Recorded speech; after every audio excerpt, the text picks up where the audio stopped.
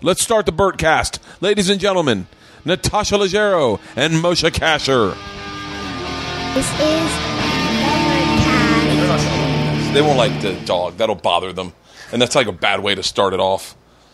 Here, grab that mic right next to you. That's my wife. Oh, she's so cute. Yeah, back then she was. Wait, are we going? Yeah. Did you get rid of the one that says...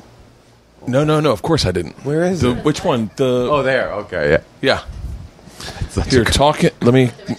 Yeah. Everyone talk in their Hi, things. it's so we Moshe. can- Hello, it's Natasha. Natasha, what a great name. Yeah. Natasha, did I yeah. hear you on a podcast? First of all, I have to say congratulations. Did we start? Yeah, we just started top 4 funniest women in comedy right now. Top 4. Top 4? No. You You saw that L thing that just had me and Eliza and Christella and Tiffany Haddish on it? Yeah, that was not top 4 women in comedy, but that's hilarious. It's the top 4 women doing it. And listen, This is those top are the 4. top 4 women with publicists who got on the cover of that. listen. Let me tell you Article. something. There are a gang of bitches who are hating that article right now. Really? Of course. Wait, Wait, you I mean- think you misread it. It's No, not no, top no. 4 women in comedy. No, I did what everyone's going to do, and that is Eliza comes out and says, "I'm the funniest bitch out there," and then all of a sudden, she's next to, inarguably, I'll say one of the most up and coming movie stars right now in Tiffany Haddish. Tiffany Haddish is legit turning into a movie star, legit. Okay. Easily one of the funniest women that I will say in the business, and that's you. Oh, by the way, a trailblazer, and then a young Latino comic who's In Cars 3. but she's also had like her own sitcom a number She's of in times. she's in movies too, is what I'm saying. Oh, I didn't know she was in movies, but Tiffany's like legit movies. And then people are going to be Cars 3 isn't legit? like, no, yeah, I'd be in Cars 3 in a fucking heartbeat. I mean, I would have done Cars 2, Listen, but to I be still honest, have- I would have turned down Cars 3. I still have a problem with Christella, only because one time I told her, "Can you do 25 minutes? I have to take a shit." She did 15 minutes, and I had to go on stage having not wiped my ass, and I'll never forget that. No Wait, shit, really? I had to do an hour. Wait, I hold had on. to do an hour. Hold on. So you're It in takes you 25 minutes to take a shit? That's a great question, Natasha. Oh, you so belong on the cover of that magazine. That, first of all, was not the cover of the magazine. Wait, who Do do you know that Bert, by the way, Bert last year in L got top 4 longest shitters in comedy. Yeah. Wait, Bert, though, who do you know who's mad about that article? No, they're not mad about that article. They're mad that Eliza came out and said what she said last week or whatever, right? I mean, or we can all talk. We can be honest. You don't have to comment. I'll comment. All Eliza right. said what she said last week about... Yeah, she did. She said that. Yeah, and she was in Mexico. That fucking ruins a vacation, in my opinion. That's all I could see, was that the whole time you're like, fuck, I got to check my Twitter feed. I can't enjoy She didn't seem to care. Of course she cared. I mean, of course she cared, but it course she didn't seem cared. to ruin her. She didn't back down. She didn't back down, but she definitely cared. I was in Hawaii 4 years ago. And Tracy Morgan's doing Ask Me Anything, and someone says, "So what's it like smoking PCP with Bert Kreischer?" And he said, "First of all, I don't know the man. That never happened. I wish he'd stop telling the story." Ruined my trip. Because I go, people were accusing you of lying, and then I'm like, it's true. And then I call Tony Woods. Tony's like, "I'm in fucking New Zealand. What the fuck you calling me for?" Right. And I'm like, "I'm in Hawaii. I'm fucking spinning out You of just control." called whatever black guy you had in your phone, like, No, Tony Woods was there that you night. help me? Tony Woods was there that night, and I'm like, "Tony, I need you to back me up on Twitter." He's like, "Shorty, I'll do whatever you want." But but when you get, man, I do not look at my phone on vacation. I learned that lesson after that. I do not look at my phone because one person says something negative to you, or someone says something negative in a podcast about you, and it spins you out of control. And I love you, Eliza. You know that. But I will say that Eliza's normal, just like all of us. And she saw that, and she saw girls going hard in the fucking paint at her. yeah, they're going hard in the pussy juice. You do not have to comment on this, because I understand that this may be really close to everything in your career, because she is, we'll say this, one of the top people in the game of comedy, despite your sex. Me or Eliza? You, 100%. You were like, how? I'm not gonna. I don't. But I won't justify it. But so you don't have to say much. But I will say that that article then came out the next week, and Eliza must have been like, "Read that, bitches." I mean, 100%. And then you've heard people be mad about it. No, not No, I haven't actually. No, I just only about Eliza. Oh, I Yeah, see. So yeah. so people aren't like angry about this L thing that No, I our don't think publicists so. all got us. No, I don't think so. It is very good timing, though. Very funny timing. It's amazing. Women in comedy issue. I mean, it's just very funny. And Eliza's like, by the way, I'm one of the only 5 chicks in the business doing it right. And then, oh, by the way, these are the other 3. She should have put that in the interview. Notwithstanding the 3 people in my L I'll be interview. real. Once again, I do not want to put you in an uncomfortable situation to be on my podcast. You can say whatever the fuck you want, Moshe. I know you, but I won't. I don't want to ask you to be. She was talking about Amy, really. No, I don't think there's any 100 proof of that. fucking percent. She was talking about Amy Schumer. Really? 100 fucking percent. Yes. Oh God, yes. That's what she was. And so, like, No, first of all, she said she walks into the Improv on any given day. Amy Schumer's not up at the Improv. oh, by the way, okay. Well, I'm sure she had- kind of coded the phrase. What she was because Eliza doesn't walk into the Improv and watch any woman set at all. She's saying Well, she's technically waiting for her part. She's but they don't book chicks back to back. That's not true. Listen, I guarantee you, she's like, I watched your Netflix special, bitch. I didn't like it. Watch mine. Tell me I'm not the fucking master. That's what I think that was coming out of. Interesting. Yeah, I read into it, but everyone's going to read into it. Well, I didn't understand what pussy jokes she was talking about exactly. Also, what's wrong it with the pussy abortion joke? jokes? That's the absurd part. Is like, and I think the thing that people took umbrage with. I mean, I'm not thrilled that we're talking about this, but I think the thing We'll change subjects. that people took umbrage with was there's a lot of layers to the statement. A lot of amazing layers. First of all, World War II, not a deep cut. Every comedian in comedy has a World War II joke. The most famous war of all time. By the way, it was the World War. So like, I'm going to put a pin in this. The one thing I said to my wife, we're walking the dog, and I said I so badly want to talk about their projects they're working on, but I don't want to ever because I really do like everything that you guys make. I'm really envious in a positive, inspirational way that you guys seem to forge your own path with your own voice in this business. But she's like, what do you want to talk? And I go, I kind of wish Moshe's the kind of guy that what's it like to be married to a comic? Do you guys get to pick apart life together? Because my wife, I can't talk to her about the Eliza shit. I can't talk to her about anything that's going on in my business that I'm passionate about and I love. My wife's just like, I don't give a fuck. Well, we're very passionate about Eliza as a couple. Well, we have what's called. We've been talking about her for a long time. Right, we have a marriage and a family that's sort of based in Eliza, in the way that many people have families based in Christ.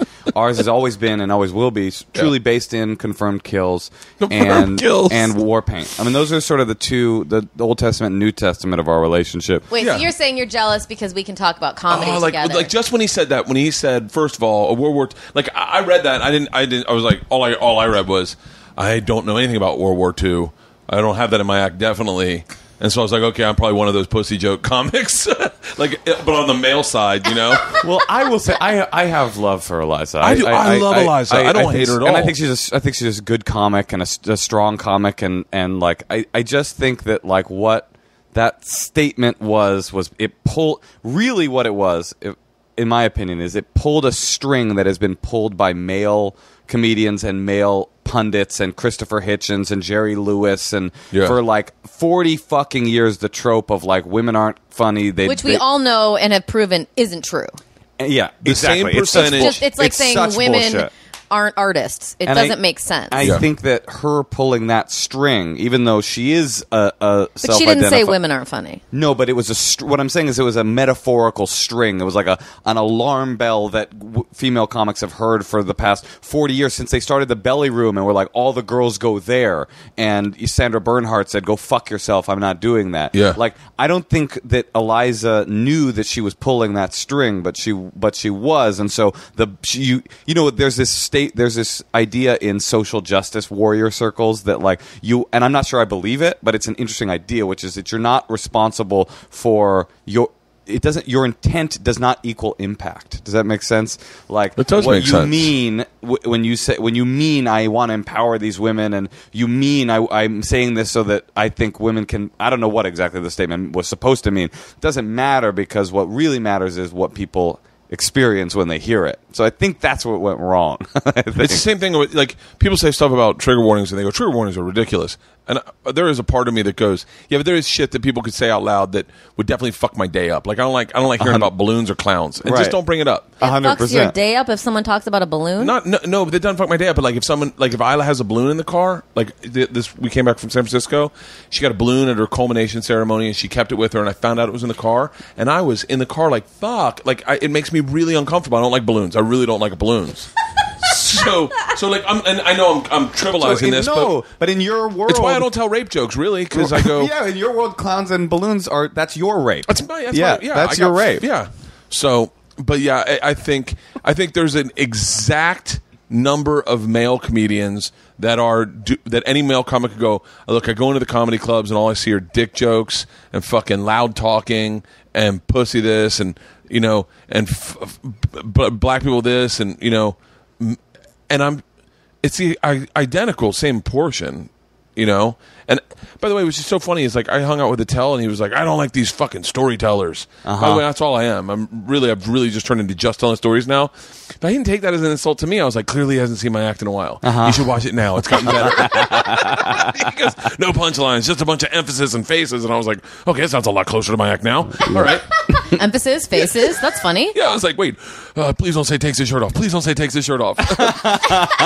But you take your shirt off on stage all the time? Yeah, I did my last hour special with my shirt off. Oh, cool. This is what I think we do ourselves. Everyone in comedy does themselves a disservice when they try to suss out what's good and what isn't in comedy. I've always hated that, and this has always been true for me. And because I came up both in the club scene and the alt scene, I've been, sort of privy to both sides' interpretation of what isn't comedy, right? So when I'm at the Comedy Store, I get to hear all about what isn't comedy in the alt comedy world. When I'm in the East Side doing a bar show, I get to hear like their thing is, is the Comedy Store. I always hear like, oh, the Comedy Store sucks. I'm like, oh, cool. When's the last time you were there? Yeah, I've never really been there. I just hear this sort of idea that it's like a racist. It's the whole thing is bullshit, right? It's like, why does anybody need to figure out what comedy is or isn't? All you got to do is sit down and watch. Are you laughing? And does it feel good? Yeah, that's it. I said this to I was talking to Ari in Tripoli the other day, and I'm very new to this store.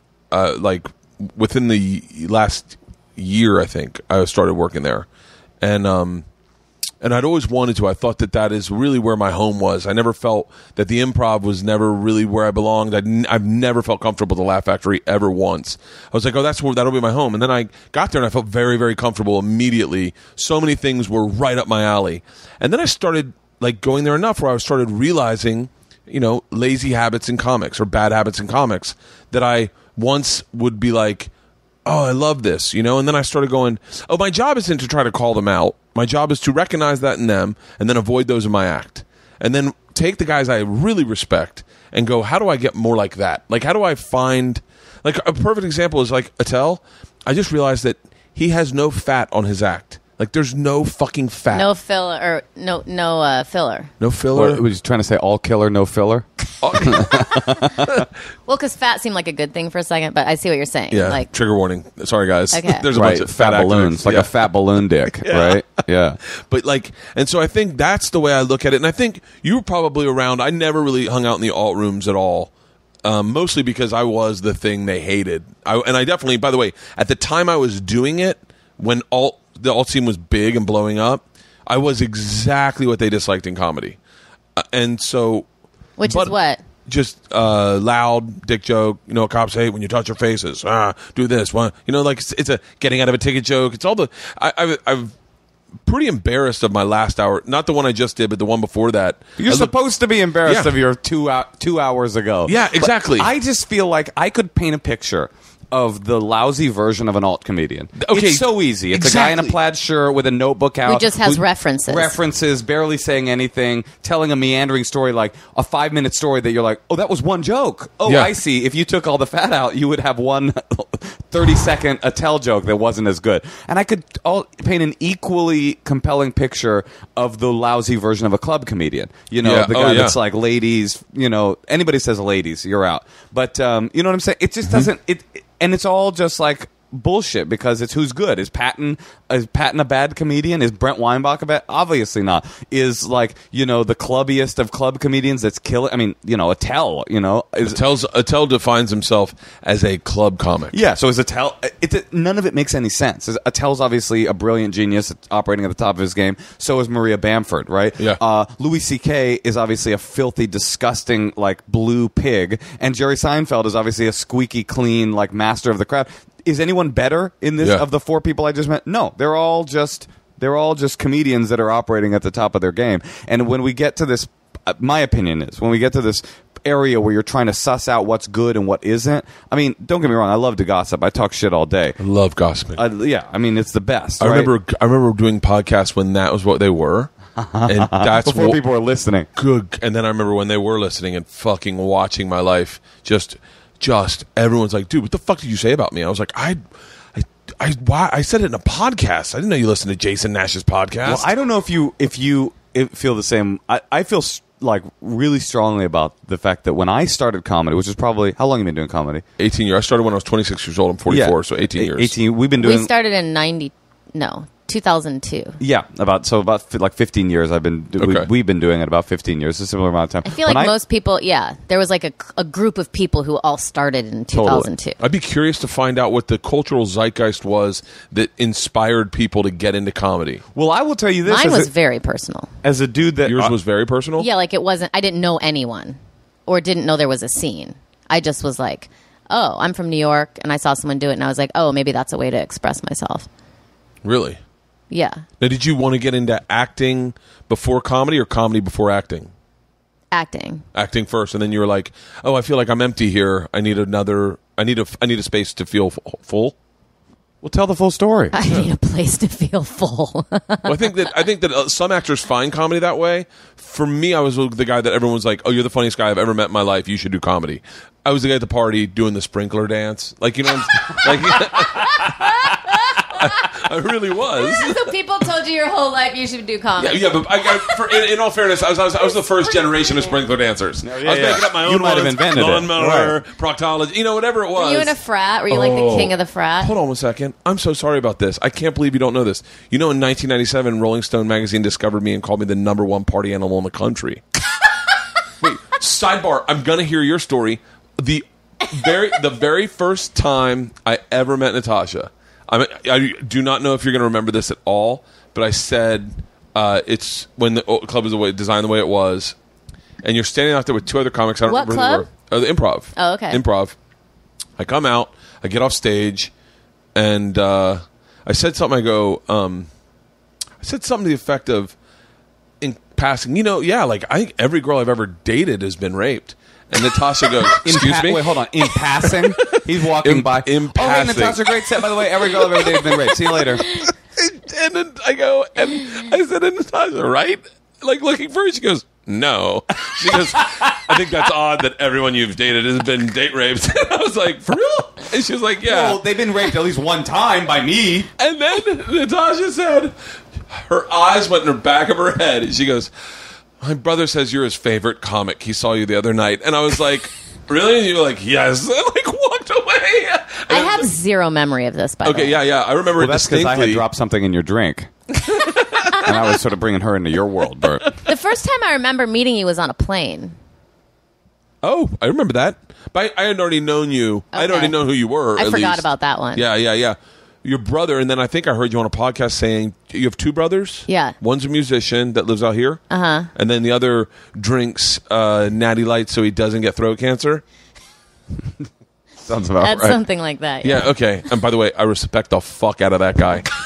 That guy's got my kind of life plans. Right now, mine is to stop my drinking. I'm going to stop ordering double Tito's and sodas. I was like, I'll slow it down one Tito's a day. Well, you tried to get him other beer, right? Well, if you get him Trader Joe's beer, it's like it goes down. He's the esophagus wrong. Yeah. He needs to be Old Milwaukee, because I guess that's a very light beer, right? Yeah. Well, yeah. I don't know. I don't drink beer. We could do a whole podcast about this, but. And by the way, I want to do a podcast just with your brother and talk about his lifestyles because he can rough it. Yeah, So wait, get into your story about how you got into comedy. Oh, well, I mean, it's not that interesting. I've said it a million times. Do you really attacked by a wolf. No. No, I was living here and I was, trying to get an agent. I came from New York. I was bored, and then the payphone story. The payphone story. Oh, what's the payphone story? Well, didn't you have an agent that told you were too short to ever make it as an actor? In New York, yes. Yeah. Oh, yeah. So he was like, he made me. Wait, hold on. Can I guess to see what it is? He made you take a picture on an Apple box in a payphone, so you look 6 feet tall. Just.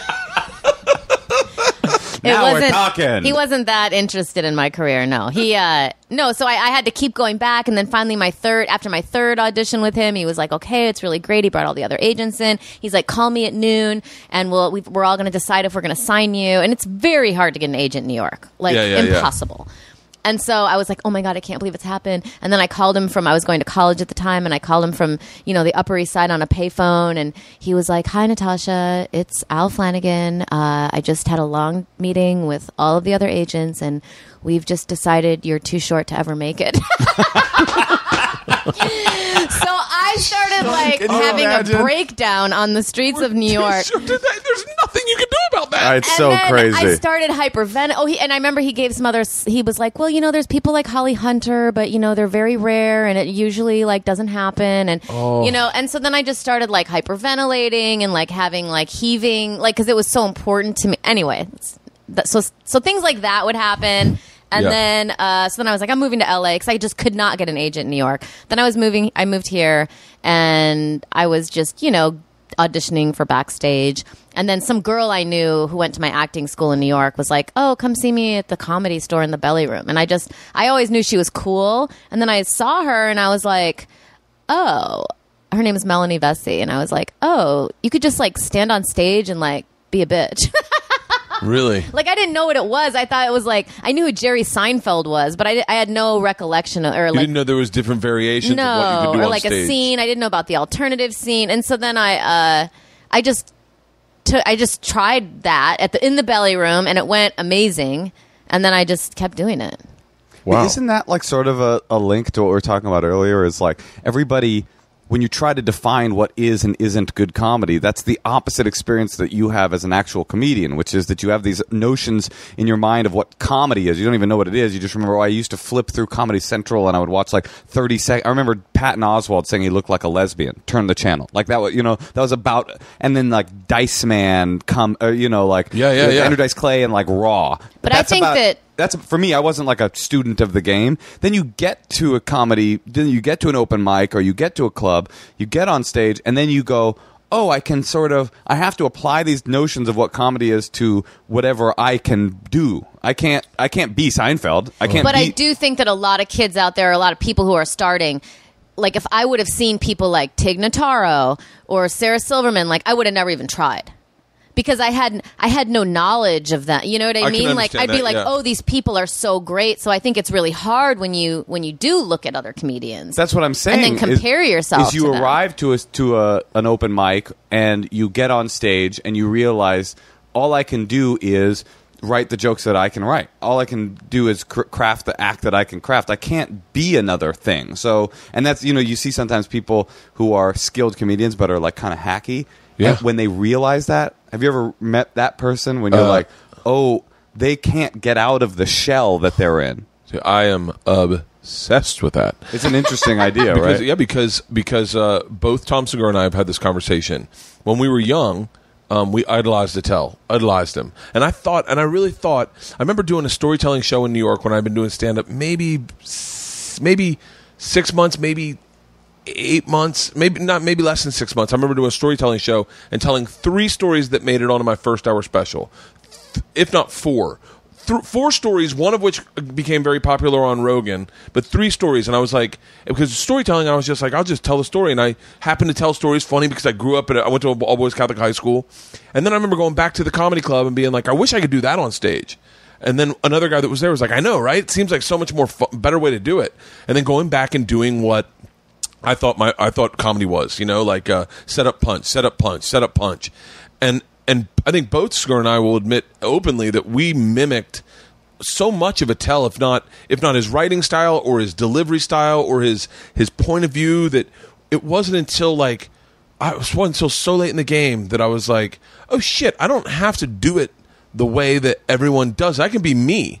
And I think I just said, I'm going to get rid of all the bullshit on my act, all these setup punches that I've written that they don't even fit my act, and I'm going to be myself. I think had I had a tad bit more respect, had Paul F. Tompkins and I not gotten into a fight, I would have been a much better comic much faster. Because you lived your early comedy career in opposition, walking away from Paul F. Tompkins and towards Dave Attell. Yep, and what stinks is I thought Paul F. Tompkins was so fucking smart in the way he did comedy. I really respected him. And what happened? Hung out with him. Hey man, I'm sorry you got to hear this, Paul. If you're hearing this, and this really sends you through the roof. But balloons and clowns, motherfucker. Yeah, I met him, and he was a drinker, and I was a drinker, and so I saw his hour special that day, and then they called me to work with him. And I clearly, and I don't work with him in an acting thing. It was Eddie Pepitone, Jen Kirkman, Howard Kremer, and Paul F. Tompkins. It was a night given to Paul to headline, and he had all his friends booked. And then you got squeezed in. And then they called me, and they're like, "We want to have like a regular at the club on the show." So I went in to do it, and then Paul was in hindsight, he was very polite, but he kicked me off the show. He was like, "I was promised one thing."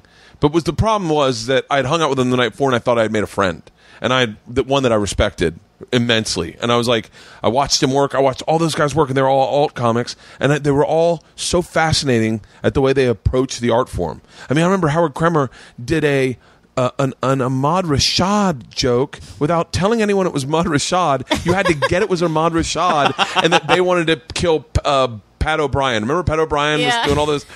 It was like so fucking... Howard's very funny. Yeah, Jen Kirkman had a joke that to this day is one of my favorite jokes, especially now that I'm in therapy. She was like, her friend was like, "It sounds like you pay your therapist to win arguments." And Jen goes, "I'm not paying him to lose." And I was like, and it was like, where you get welcomed in, and then the very next day I show up so excited to work with these 4 people again, so excited to watch them work, so excited to have beers afterwards. Wait, you did your set the first night, and then you came back like Saturday. It was great. It was great. You did well. Yeah, it was great. And then you came back, no one called you, and then you came back, like let's say that happened on Friday, you came back Saturday for your spot. And they were like, "This has gotten really uncomfortable. I'm sorry." And I was like, "What?" And they're like, "You don't know?" And I walked over, and my name has been marked out of the lineup with a black magic marker. And I was like, "Were you?" That's pretty humiliating. What club was this? It's very humiliating, especially when you think you just made 4 new friends that you really respect in this business. You know how that is when you're like, "Wow." Yeah. What club was this? The Improv. And in Hollywood. But also, I don't understand why the Improv is like, "Oh, Paul F. Tompkins, we need to put one of our comics up." That just seems weird. I don't know. So, I can't defend anything, and I won't try to. I'm not going to try to slam Paul F. Tompkins. So what happened? But it just hurt my feelings, and then I went on Jason Nash's podcast and talked about it, probably in a shitty way. Paul F. Tompkins said I was a liar, that's not what happened, and I was like, all right. And then I ran into him one time, and I was like, I wanted to there was no beef really. I don't just think he just didn't like me, but because of that, I was like, well, I'm not going to go to the fucking alt rooms because these 4 people that I met that I thought I was all cool with really didn't like me. I felt like a real fool is what I felt like. I mean, I felt like just a fool that I had been like duped. Especially because you liked them so much. Were you the host? You know what I felt like? No, I just did a set. And so... Have you ever invited Paul on this show? No, I don't know. It's so weird. I find Paul to be the most genteel, kind... Why don't you invite him? Unless you I mean, you guys are look opposites. like me. Yeah. The idea that I have a man cave, you think Paul F. Tompkins wants to come into a man cave? Like, he'd appreciate it. I don't think so. In an ironic way, maybe. Like, what do you think? He just hangs out in the same room that his wife is in all the time? No, he's got like an Oscar Wilde dedication room. He has a sitting room, but it's the same idea. A sitting room. No, but like, what I felt like, in all honesty, did you ever see the movie in the 80s, whatever movie this is, where the not cool girl gets invited to the sleepover with the cool chicks, and then she goes into the bathroom and realizes they're all talking shit about her, and that they don't like her, and that she was the joke to them. That's got to be pretty hard for Rolling Stone's #1 party animal of 1992. Maybe. For a man, you have no idea how accurate that statement is. For a man who's making his living off of boozing and having a good time, to meet 4 boozers that aren't frat boys was eye-opening. Like, really, you got to remember, I only knew dudes who did cocaine and drank that were like me. I didn't meet other people. And so Jen and I are cool. Howard and I are cool. Eddie and I are cool. But the Paul F. Tompkins thing stuck with me. So I think, and also maybe it wasn't about you as much as just being resentful that someone would tell you to book how to book your show. I'm certain that's what it was. You know, and I'm certain his frustration. I'd be annoyed too if someone was like, "You can book your show, but then we're going to put our person on." Like, that's obnoxious. 100%. And by the way, I've been your in people his position. aren't funny enough. Yeah. And so anyway, but I think that have you been in this position? Yeah, but I'm not. I don't like confrontation.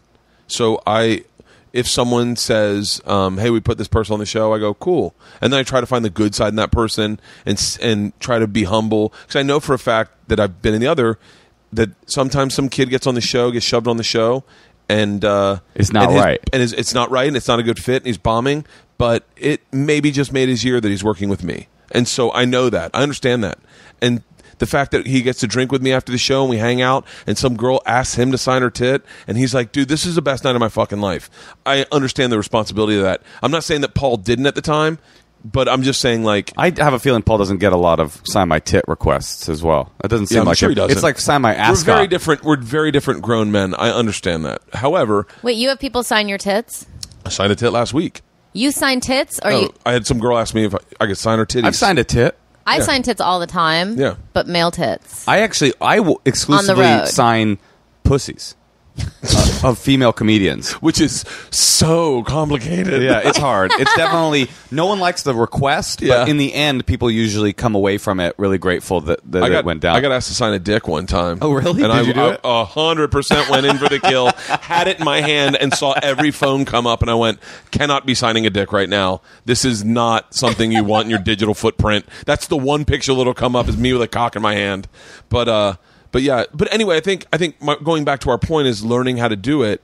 I think because of that experience, I always felt uncomfortable at the UCB. Right. And so I never learned to explore my voice. I just went I really went on the road, kind of. By the way, the truth, the conventional wisdom should be that every comedian could use some more club chops. Every alt comedian and every club comedian could use some more alt chops. And by the way, alt and club, obviously, it's almost cliche at this point to say there's no difference anymore. Yeah. Because it's true. I mean, it's not like what Bill Burr is doing is like so insanely different from what Patton is doing. I would say he's crossing over a little bit. He's funny. Like, but I remember we did that New Year's show and it was like in San Francisco and it was like you and me and Rory and Pete Holmes and Hannibal, maybe? I think so. And then it was just, and you went last and it was like it was just a bunch of comics doing comedy. Well, I think the thing that puts us all in common, and this is the thing that I think rides on both sides, is being able to make strangers laugh. 100%. Like, if you can make a stranger laugh, that's the key. Same thing with the cellar, the store, the Laugh Factory, any club you perform at. If you become comfortable performing there, and then you can make your friends that work there laugh, or the people that come to that type of room laugh, then it doesn't become a challenge. It's a real uphill battle I'm having sometimes in the OR, is that I take the stuff that works on the road in there, and it doesn't always do well, and I go, that's the real testament of how it's performing. It's because if they're not laughing, and by the way, it's dialed in to laugh there, I'm like, then it's not funny yet. That's interesting. What do you think it is about the OR that, because the OR used to be, when I first got past there, I felt like the OR was a fucking stiff room. It was a difficult room. I still find that. It had about a 70% good set ratio, I would say. I'm there. I'll take there. I'm a little lower than that, but yeah. But current day, you're saying it's right like now. That's interesting, because I feel like it's changed to being. The lights are sometimes up really high in the OR. Oh no! I'm sorry. I thought you were talking about the main room. The main room I find difficult. Oh, main room is a lob toss for me. Really? That's I so love the main interesting. room because I think I'm also more comfortable performing in front of a large group of people. Mm-hmm. And when I go into the OR, it's a lot of, like, it reminds me of performing in New York, like performing at the Cellar. It's very much the Cellar, right? Yeah. And by the way, my favorite room is the belly room. Belly room's awesome. That's where I started, because I don't think I had such a great set. Same as what they say. She built it for women. Yeah. Like, I wouldn't have kept doing comedy if my first set wasn't like I killed in the belly room in a bringer show. I can take a story that I am kind of trying to figure out into the belly room, and really find the good stuff in it. And it's like something That's cool. But isn't it true that like a lot of comedy is just weird coincidental magic? Like I remember there was Chris Fairbanks. You know Chris? Of course. Like- Just had hip surgery. Oh, did he really? Yeah, just got his hips replaced. Jesus Christ! I know. did? Chris Fairbanks. He got his All hip- that skateboarding. Yeah. No. I said the same thing. He goes, no, I guess it's just hereditary. Wow, that is Yeah, so it can crazy. happen in your 30s and 40s too. Well, anyway, Chris, when I first moved to LA, was like my albatross. Anytime Chris walked into a room that I was performing on, and I was new to town, and I was trying to impress people, if Chris walked in, I would go, fuck. Because I'm going to have a bad set. Because Chris Why? Fairbanks is here. I don't he's know. so good? No, it was just a fucking random magic. He's not even that good. Like, No, Chris is one of the worst comedians. No, That's but what he I'm would saying. kill because he does that wordplay, and you know Chris he. is so funny. Yeah. he is. It he had, is but it really, had nothing to do with Chris. It had to do with like the weird, like mystical magic of coincidence, right? Yeah. And Chris would walk in, I'll go, I'm gonna have a bad set, and then finally I had a good set in front of Chris, and then that weird spell was broken, and then I was, you know what I'm saying? Yeah. So to some degree, your experience in the OR is probably just the weird coincidence of like those crowds on the nights that you happen to get booked at the person that you happen to be following. I think it's But all just sometimes there's bullshit. a physics of a room. Like For the sure belly there is. room doesn't But have a bar Bert in the is back. such a and- powerful comedian. There's no world in which I think like, oh yeah, Bert's not. Yeah, you're not going to do well in the OR ever. Well, that here's- doesn't make sense. Well, here's the other thing, and I'm certain that we all three probably subscribe to this, but I refuse to take. I refuse to use the store as an ego stroke for me, because that is not the purpose of it for me. In the main room, I will take. I'll take stories that I know are working and I'll try to finagle them. But in the OR, I'm bringing stuff that is kind of working on the road that I'm suspect of to throw it up against the wall to say, like, hold on, where is this joke quiet?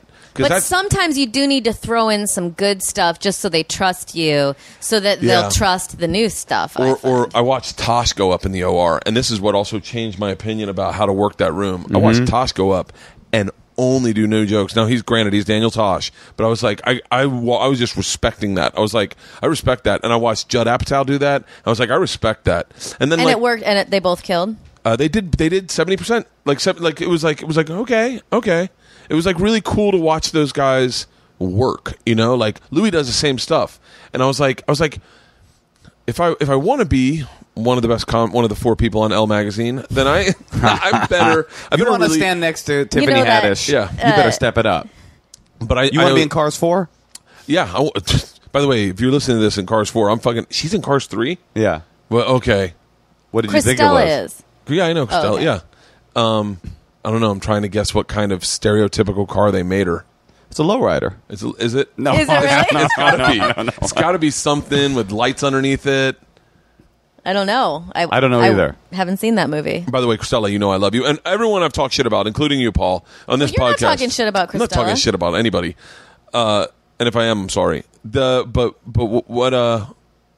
I try to use the store as a place to recharge my battery and hang out with comics. That's number one, and try to do newer stuff that I can take on the road. That's number 2. That You is know? smart. I mean, my thing with the store is I like to go up, and I love the room physics of the room. So I'll always. I just love doing improvisational comedy. That's the other thing about you, though, is you're someone that I almost want to see you bomb more than do well, because you're someone that I think every comic would say we like to watch you work. Like that's the cool thing, and that's the thing. I think some people, there are comics that. And we'll all agree, I won't say any names, I have no interest in watching them work. If they don't kill, they bombed. Does that make sense? Like comics that were just like, that are like, they're just, I bring the thunder, that's what I do, this is my act, I'm Thunderbringer. Right. Those aren't my favorite comics. My favorite comics would be like, to go up and watch you improv and really work it and knead it into something that turns into something good. That's when I go, oh, that was fun watching. I would you know? say I would rather watch any comedian I respect bomb than kill, because I've seen everybody kill. Yeah. They're all good. Oh, yeah, I want to totally. see. Oh, yeah, that's fun. How do you bomb is like that's the real stripes of a comedian. Jim Norton bombing is my favorite thing I've ever seen. Oh yeah. Jim That Norton can't bombing, happen very much. Jim Norton bombing is fucking magical. He is 100 times funnier to the back of the room in the middle of a bomb than he would ever be on stage in his hour special. Same with Attell. I remember Attell's asides to himself.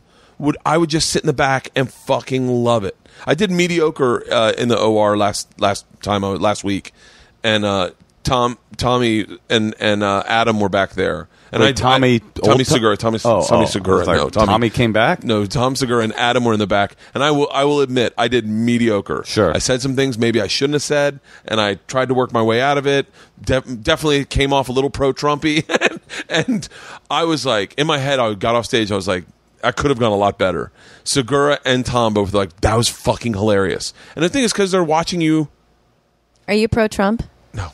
Okay, good. But I do think, actually, Although I do Trump, like what he stands for, but yeah. I hear what you're saying. Spend some time at a water park in Southern California. You'll be very pro-Trump. Well, that's what I was going to say. I was Cut the numbers in half, Trump. Let's get to the slide. Speaking of the Paul F. Tompkins story versus, like, I did think that there is a connection to our current political climate that we're in. Forgetting Trump because he's so divisive of a figure, like that feeling that you were describing of being like the bro, for lack of a better word, who's being like accepted and or rejected by like the cool nerd kids. Yeah. I feel like, tell me if you agree, the Trump election was a referendum on like bro-ness. It's like all the alphas who'd been turned into social betas were saying essentially like, you know what? Fuck you. We're not going to accept that nerds rule the roost. Like I told Natasha right after Trump got elected, like I feel like that's the death of the nerd. Like nerd culture is over, and we're now experiencing this like new wave of like man and masculinity being cool again, and like the social justice warrior being like the beta cuck nerd. The number one movie star is no longer Seth Rogen; it's The Rock. Yeah, there's something to that, right? Dude, I said when he got elected. Because I by the way I'm still very much a bro. I'm going to Orlando this week. I'm looking for someone to throw a fucking lake party. What's a leg party? a lake party. Yeah, like there's big lakes down there. I want to go wakeboarding. I want to hang out. I want to have some cold beers in the afternoon. Like I'm looking for that. I love that. I love partying after the shows with my fans. I love if someone's like, who wants to do a body shot? I love hearing that. Like so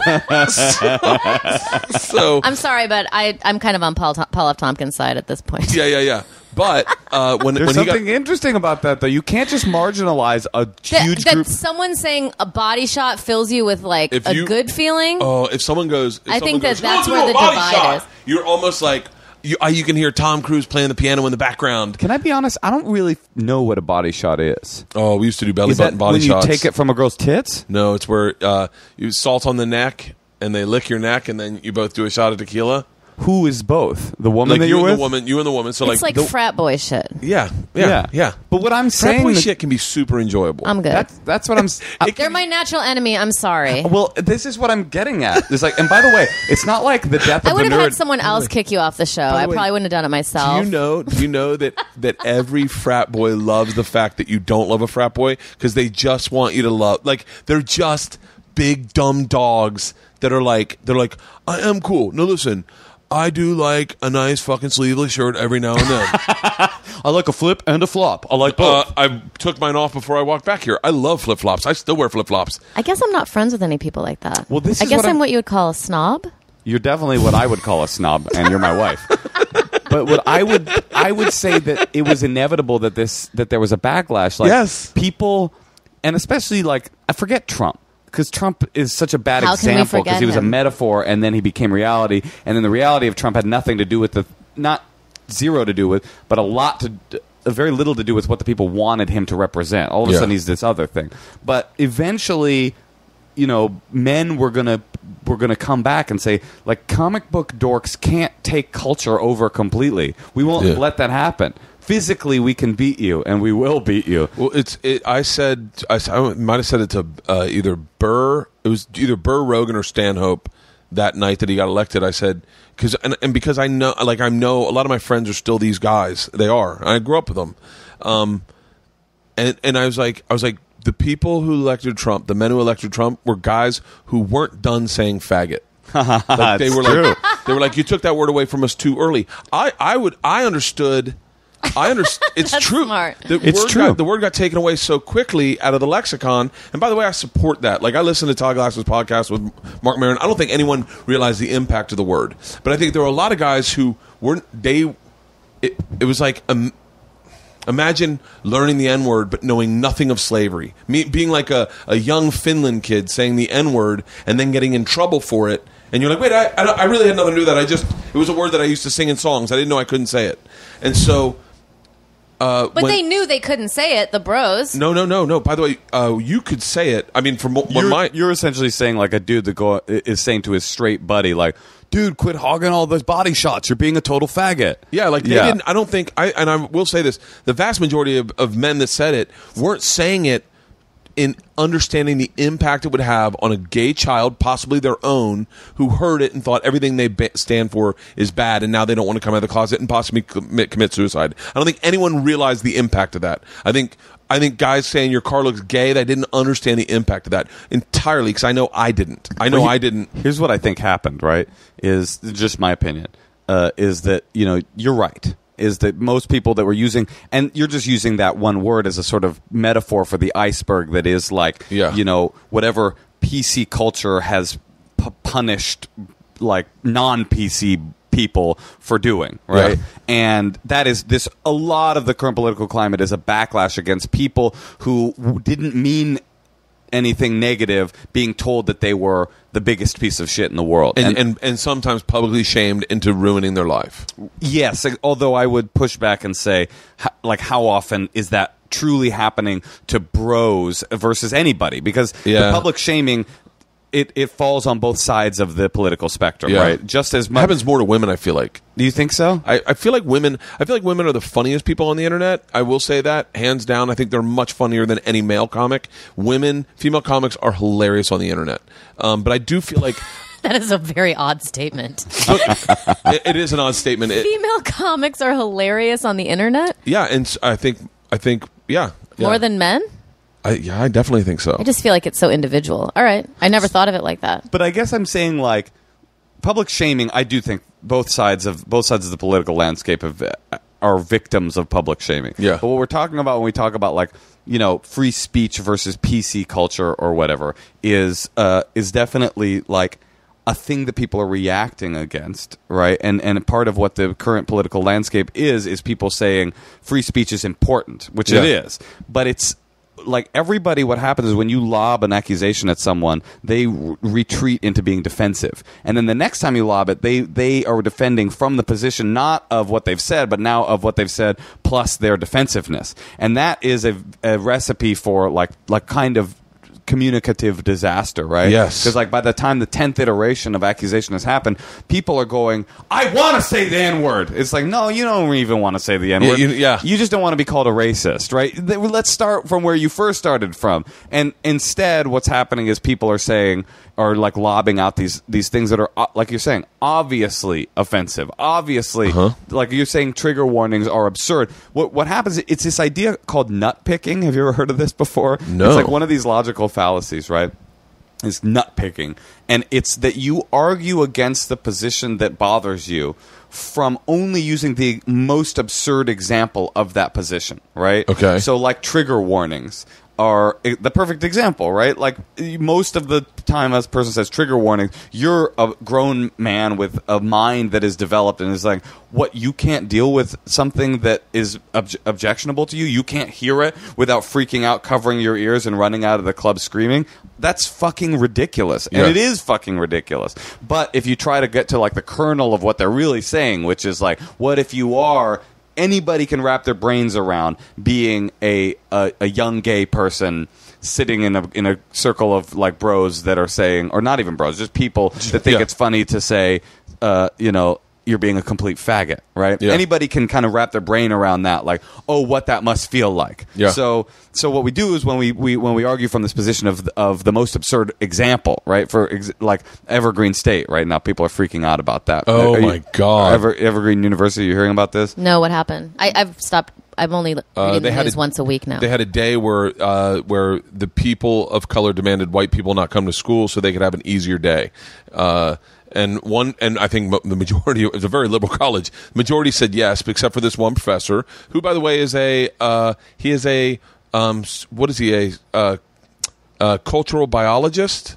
So, which is kind of confusing. I wonder if it's part of what he does for a job. I don't know what he does for a job. I can never talk about that. But he said, I refuse to do that. I find that, because he's Jewish, he's like, I find that you asking anyone to say that they're not allowed to do something because of their race is racism. And then they literally took over the fucking campus. Who took over the campus? The students. Predominantly black, I think. Because and the Jewish guy said that? Well, Yeah. Evergreen State, is it Evergreen State or Evergreen? Evergreen, by the way, is, okay, it is the epicenter, and always has been the epicenter of the theoretics of the hard left. It's not like we're talking about like UC Davis here.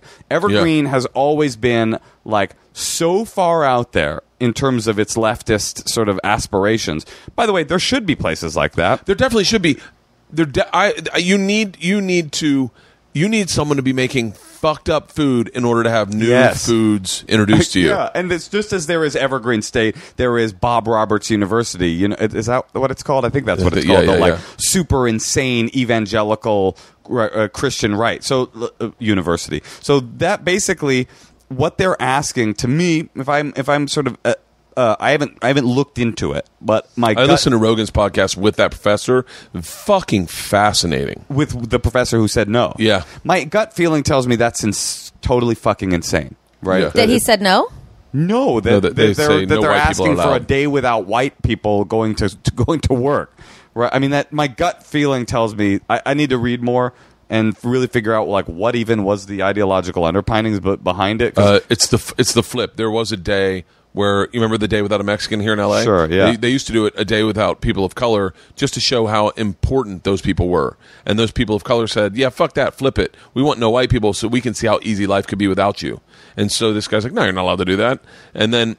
Did the guy get fired? I don't know what's going on with them now, but they have death threats against them. Now these students have started a lynch mob, a literal lynch mob, going through the campus, looking for students who agree with this professor and threatening them. And then they took over the dean's office and told the dean he wasn't allowed to use his hands, because if he used his hands, that was a trigger. That was a threatening. It sounds like there's probably like 10 people at the helm of this. No, there's a lot more, and it's based off of its foundings, its grassroots are coming from the Black Lives Matters people.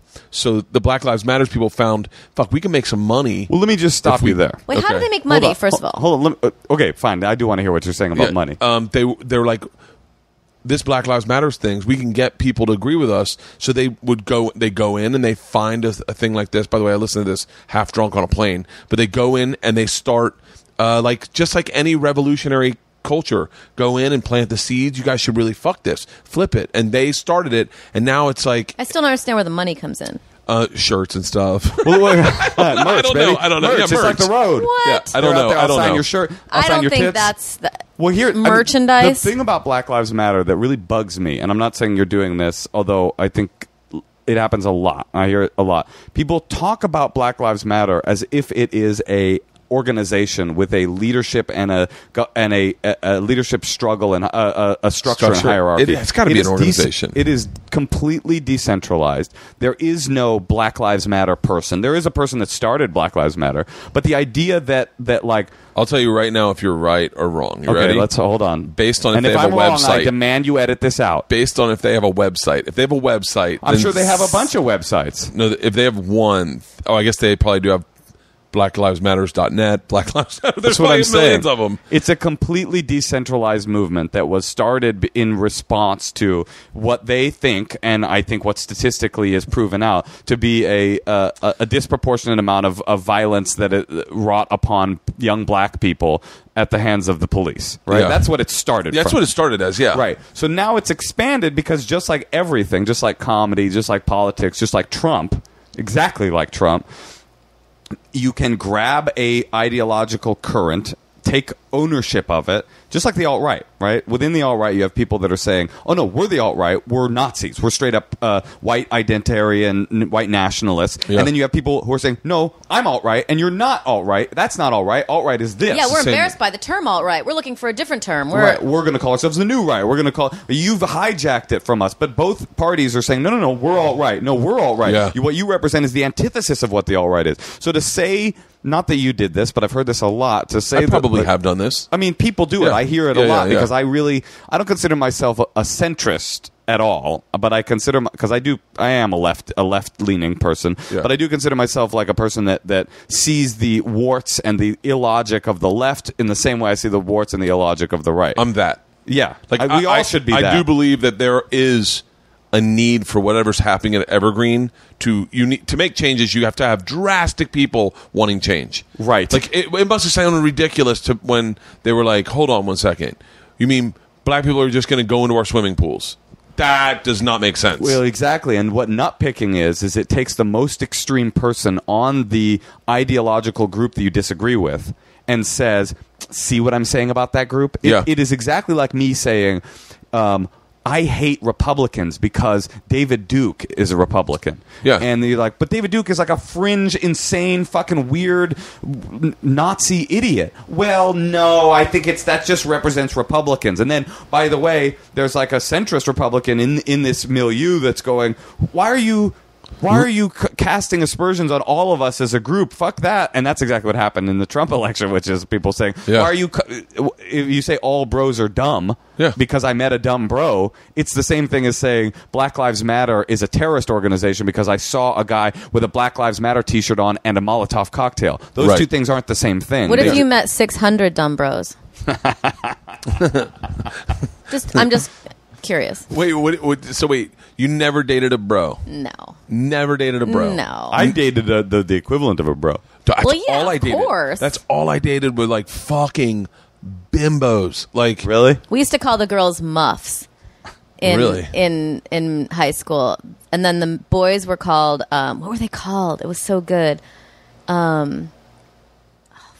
See, we've got our subsets of bros. Yeah, there's like a taxonomy of broness. We have like The fellas. the fella.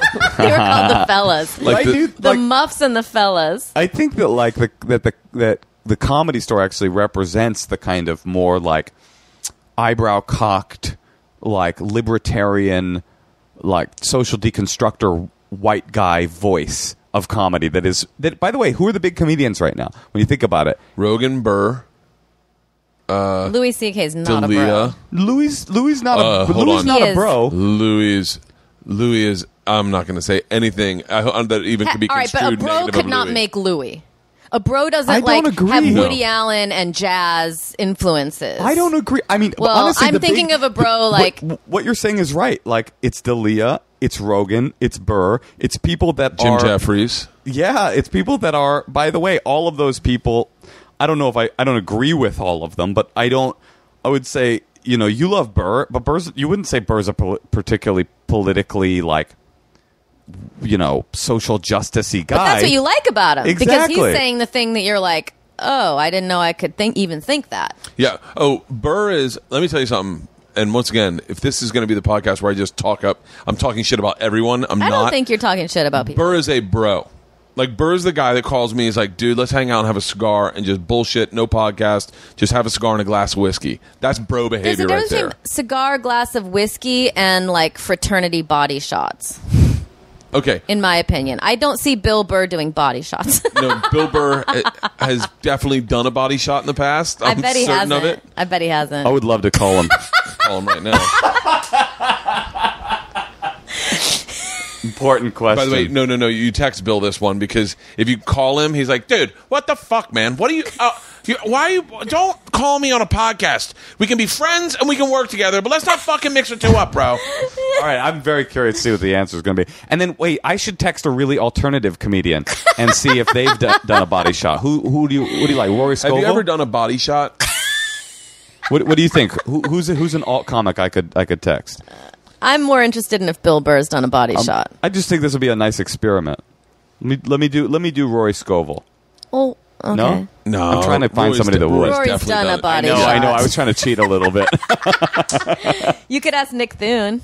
Nick Thune's done a body shot Yeah, Nick for Thune's sure. done He a went body to Bible shot. camp. That's what they do. It's the blood of Christ off of the body of your pastor. All right. I think Louis is a. See, I think there is a term of like enlightened bro.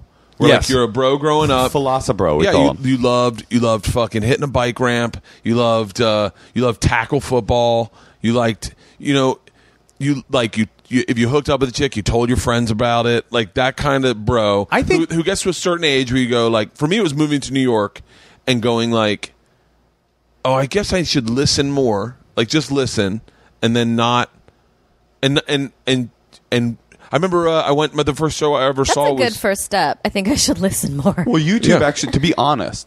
By the way, I find the YouTube educated, political, but newly politically red pilled right winger to be pretty odious and obnoxious. But I also understand what a powerful tool YouTube is. YouTube definitely, and the internet in general, definitely brought ideas to people that, not just bros. This has become a referendum on bros, but it's not. It's to everybody that had been sort of sequestered in a kind of intellectual vacuum, who then could go onto YouTube and go like, holy shit, I can hear all this crazy information. dude. That is you have no idea how. In our fraternity, there were two camps. By the way, in a group of guys who all decided to join an organization and allowed themselves to be hazed for 5 months, demeaned, beaten, like And to also demean women together. yeah, oh, definitely, yeah, definitely. I mean, that is part of the culture. Do you think that's a part of fraternity culture? Yes.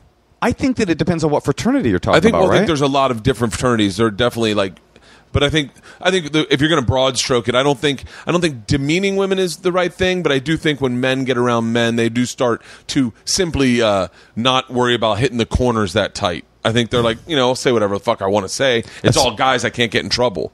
But in our camp there were two. This was like you were either smoked pot or you didn't smoke pot. And then within those camps, oh, there interesting. The smoke potters were like the thinking man. the thinking man, and they called that the dark side. And Whoa. they didn't like the guys who did hallucinogens and Wow, smoke that's pots. really Were all a little interesting. more sensitive. And then there was also another camp in our fraternity. It was those who chewed Skull versus those who chewed Copenhagen. So wait, hold on. Let me see if I can figure it out. I can't really. Was Copenhagen? Was that the more enlightened people? No, Skull was. What's Yes. Skull about? Skull had a mint flavor to it. Oh, right. So that was kind of like girly. You were Yeah, softer. that's You were gay. softer. That's very gay, And- yeah. And then I'll break it down. If you dipped Skull, you definitely didn't say the N-word. Interesting. And if you dip cherry Skull, you If you dip cherry you Skull, fuck dudes. dude, people would look at you weird when you offered it up to people. if you were like, hey, That's you got funny. a dip? And they're like, yeah, I got cherry Skull. They'd be like, never mind. Why don't you go use the lady's head? That was the crazy. women's bathroom. That's so interesting. It was. I do think that hallucinogens, by the way, are in a large way the solution to a lot of the rancor and acrimony that we have between political Say ideologies. that again? I think that every group, Yeah. the alt-right, the left, the Comedy Store, the alt comedians, you, Paul F. Tompkins, everybody should go to Joshua Tree together and do hallucinogens, because I do think that like one of the realizations that you have on hallucinogens is that people are like one, and Yeah. that we're in this together, and that the most important thing is to like try to find harmony in a disharmonious universe. Well, I think that's one of the things that bugged me about comedy early on. Is I remember being like, I remember the first show I knew David Wayne randomly, the guy he's a director. He was in Stella. Yeah, he was in Stella, and he was in The State. Well, Stella used to do a show. Michael Ian Black, Michael Showalter, and Big fans of all of them. David Wayne. So I met them in Greece in 1995. Doing comedy? Nope, I was just partying, and I was a big State fan. Like that was like my show, and I saw You were doing them. shots off the body of like a Greek god statue, right? Wait, can I tell you the broest fucking moment ever? So I meet the State. Now, mind you, I was on the dark side, and I dipped Skull. Okay, Okay, sure. So You I'm a the cherry softest. Skull I'm the dipping softest. motherfucker. I love cherry Skull. When It's delicious. They came out with cherry Skull when I was in college, and they sent a sample package to our fraternity. I was like, "This is my new jam." Oh my god, you got peach. So I find the State, which is definitively alternative comedy in its infancy, and I love it. I love it wholeheartedly. And we would quote the state to each other. We go backpacking through Europe, and I see the state at our hostel that we're staying at called the Pink Palace. They're staying at a hostel, the three of them? No, the entire state. Oh, like all of them are there. All of them are there. How cool. And so I see them and I lose my shit. The first one I knew was David Wayne. I just recognized him first. Joe Latrulio and David Wayne are the first ones I recognized. By the way, I the ones that are, anyway, so I meet David Wayne and I'm like, dude, I'm the biggest fan of the state. I think I want to be a comedian. I just robbed that train in Russia. I was like, I think I want to be a comedian. Did you say I just robbed that train in Russia? I robbed a train in Russia. Let's put a pin in that. Anyway. So I tell David Wayne I want to be a comedian. I want to know. And David Wayne gives me his phone number. He says, this is my phone number. That's so nice. Dude, the sweetest guy in the world. I will say, ever since then, I could never remind him who I was, the guy he met in Europe. Like, he'd always be like, the guy I played volleyball with? I was like, no, the guy. He just gives his phone number up. So it's the same phone number. I think he still has the same fucking phone number. So, we're at this place called the Pink Palace. This is a place where they told you when you got there, they were like, take all your clothes off, go to your bed, take your sheet off, we're going to have a toga party. So I meet the state back there, and I had been there before. I had already been there before. I came back. That's how much of a bro palace this was. Everyone's naked. All Eurotrash. Everyone's partying. And then Dr. George, the guy who owns it, would come out with a stack of plates. And everyone would gather in a circle, and David Waynes goes, what's happening? I go, dude, you got to experience this. This is fucking amazing. So they start doing the Greek music. I don't do it right, but you know that Greek music? And Dr. George starts dancing, and this guy's walking around with a stack of like 100 plates, balancing them. And he's like, what's going on? And I go, you'll see. Just lean forward when I say to lean forward. He's like, okay. And then this guy, Dr. George, would he'd pour a shot of ouzo in your mouth, then grab a plate and smack it over your head and crash it. And everyone's ducking their head in the center. And David Wayne looks at this and he goes, I'm not doing that. I'm like, this is the best part of it. I'm like, do two for me. Like, but yeah, those. That's amazing.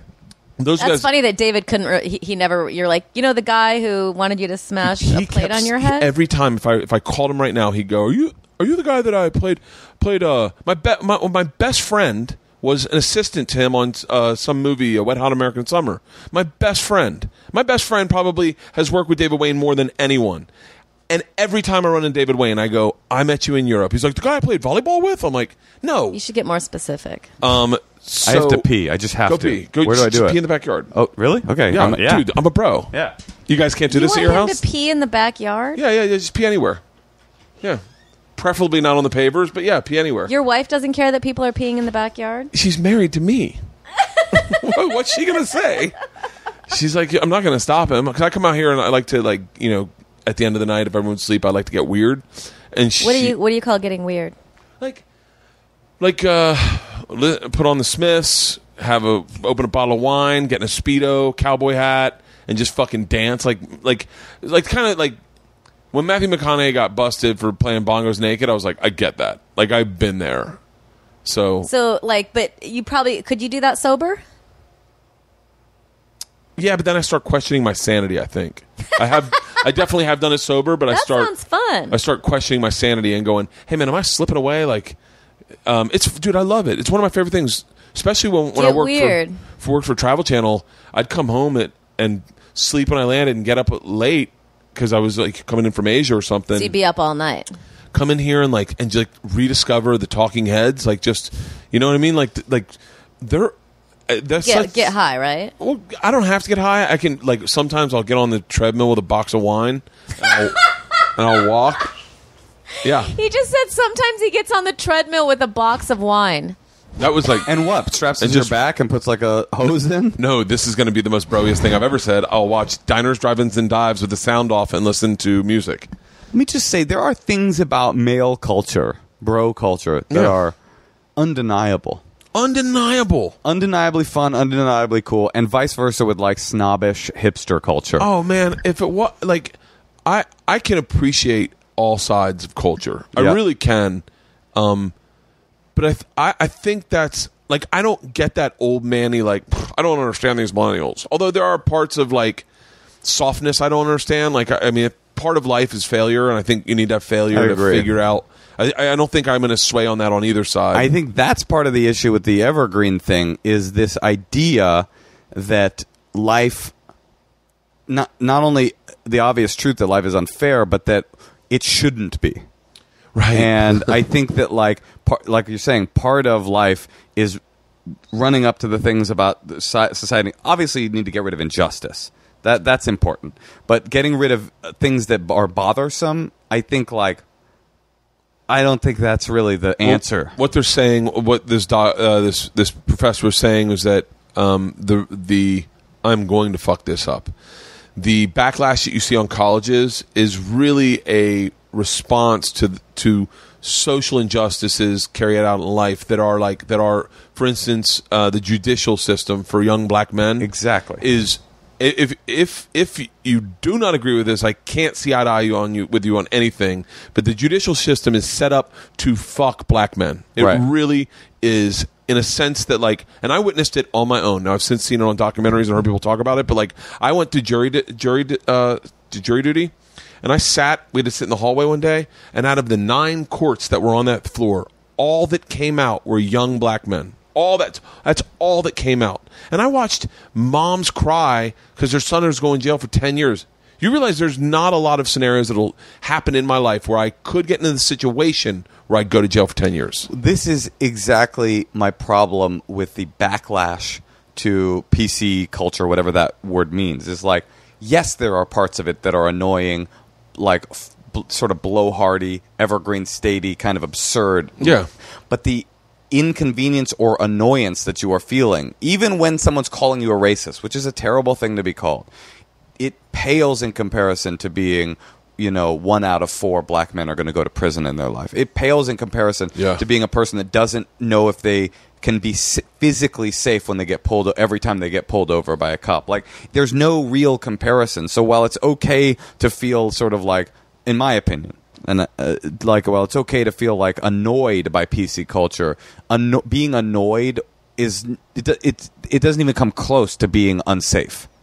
I'll agree with that 100%, and I think I agree with that mostly as a father. I can only imagine what my child as having a child, and I can't imagine having a young black child and worrying every time they take the car out.